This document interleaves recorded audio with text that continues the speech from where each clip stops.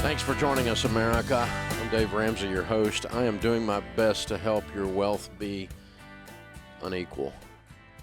I want you to be part of the problem with wealth inequality. I want to make you wealthy. I want to show you how to handle money so you can become vastly wealthy, completely change your family tree, and give money and help others like nobody's business. I want you to be the problem. When people are griping about wealth inequality, I want them to see your face. That's my goal. I'm trying to help you get there. I want you to be unequal. I want you to be better than average. I don't want you to be typical. I don't want you to be normal. Listen, I'm a member of the marriage inequality movement, too, because I've been married now for almost 33 years, which makes me weird because very few people have been. And so my marriage is unequal. I'm a member of the kid inequality movement, too. All three of my kids are grown, functional, and don't live in my house.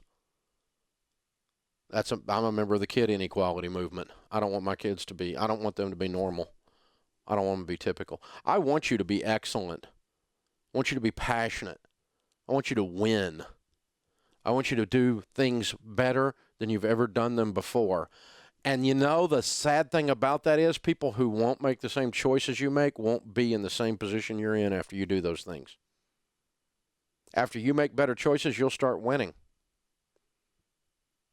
Someone who plays a guitar better than someone else because they practice 10,000 hours more than they practice makes more money playing the guitar. People who are more talented putting a puck in the net make more money playing hockey than those who don't. That's why Wayne Gretzky made more money than that other guy that you don't know his name. It's not equal. And see, somewhere along the line, we taught everybody that everybody gets a trophy, and that equal is equal. That equal means fair. Fair is not equal. It would be unfair for you to get paid the same amount of money to play a guitar that Brad Paisley gets paid. It would be unfair for you to get paid the same amount of money to play golf that Tiger Woods gets paid because he's better at it than you are. So it would be unfair for it to be equal instead of equally is fair. As a matter of fact, unequal is more fair than equal. Oh, now I'm messing and tripping with your little psychology and your little philosophy, aren't I? Equal is unfair. How's that? Smoke on it for a second. Equal is unfair because people don't have equal levels of effort. If you go into the classroom and a kid doesn't do his homework and another kid does his homework, a kid makes an F on the test and another kid makes an A on the test, and at the end of the class everybody gets an A, how is that fair? It was a different level of effort. Oh, yes, there was a different level of innate born DNA intelligence, too. I wasn't blessed with that when I had to just outwork the smart kids. But I never once whined about them being smarter than me.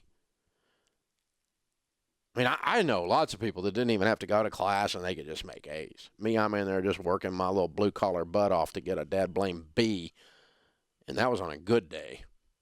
I mean, I'm the half of the class that allowed the upper half to happen. So I get it. But it would be unfair for everyone to get an A. And so it would be unfair for your income to be equal. Deeply unfair. So you hadn't thought about that. But the problem is we have a kid with $150 highlights in his hair living in his mother's basement, sitting in $100 skinny jeans, typing on a $3,500 MacBook Air that wealth inequality is unfair. And those are the thought leaders in our culture now. God help us.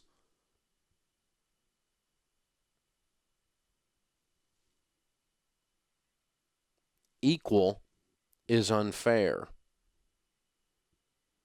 because the same amount of talent, the same amount of effort, the same amount of diligence, the same number of hours of labor were not put in.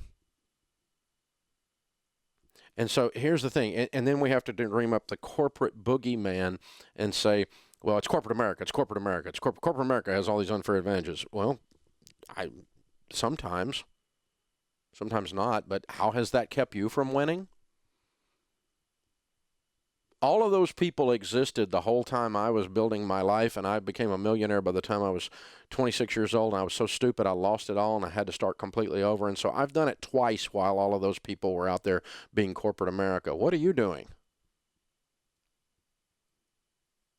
How is corporate America being corporate America taking away your opportunity, your future?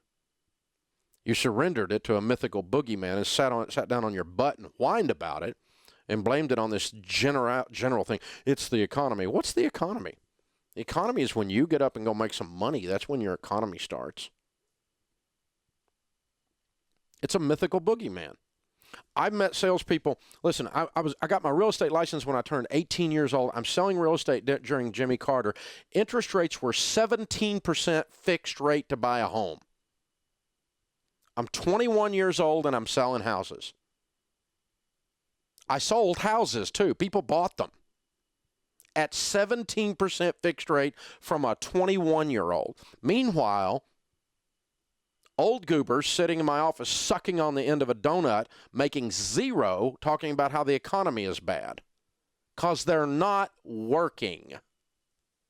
And I was so dumb, I just went out there and wandered around and knocked on doors and talked to people, and anything that popped up that looked like it might be a real estate deal, I'm in their face digging and scratching and clawing. And I was awful. I was so green and so raw and so rude, walking around in my disco clothes at 21 years old trying to sell a house in 17% interest rate, and I still outsold people sucking on the end of a donut, whining and believing it was the economy because they had this mythical boogeyman, the economy, the economy, the economy. Is 17% interest rate suck? Yes, they do. They're horrible.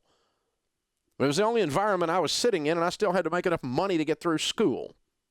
And so I didn't have a choice. I had to do something in this mythical economy that had me down. The boogeyman was holding me back, and yet he didn't.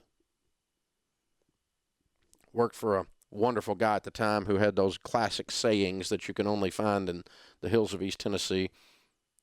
He said, Ramsey, you're amazing. He said, you're proof that even a blind hog can find an acorn.